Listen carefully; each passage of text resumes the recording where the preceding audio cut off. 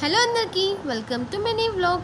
మరొకటి lunch box రెసిపీతో మేము ముందుకు వచ్చానండి. టమాటో మునక్కాయ కర్రీ రెసిపీ షేర్ చేస్తున్నాను.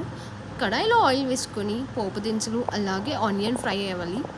ఆనియన్ మంచిగా ఫ్రై అయిన దాంట్లో కడుక్కున్న మునక్కాయ ముక్కలను వేసి ఒక 2 నిమిషాలు మగ్గించాలి ఆయిల్లో. టేస్ట్ బాగుంటుంది. కొద్దిగా అల్లం వెల్లుల్లి పేస్ట్ అలాగే కట్ చేసుకున్న టమాటోస్ పసుపు యాడ్ చేసి రుచికి సరిపడా సాల్ట్ యాడ్ చేసుకొని మూత పెట్టి మగ్గించుకోవాలి.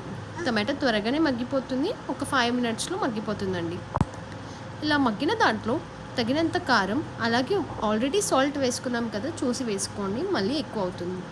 ఇలా మంచిగా కలుపుకొని ఒక half glass of water add చేసి ఆయిల్ పైకి తెలియదాకా వదిలేసి స్టవ్ పని చేసుకోవాలి. కొత్తిమీరతో సర్వ్ చేసుకోవడమే.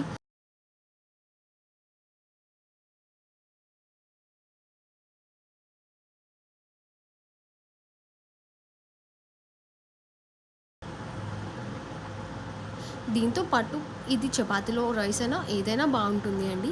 అండ్ సమ్మర్ కదండి, హెల్తీ డ్రింక్ కోసం నేను రాగి జావా ప్రిపేర్ చేశాను. అలాగే స్ప్రౌట్స్ కూడా పెట్టానండి.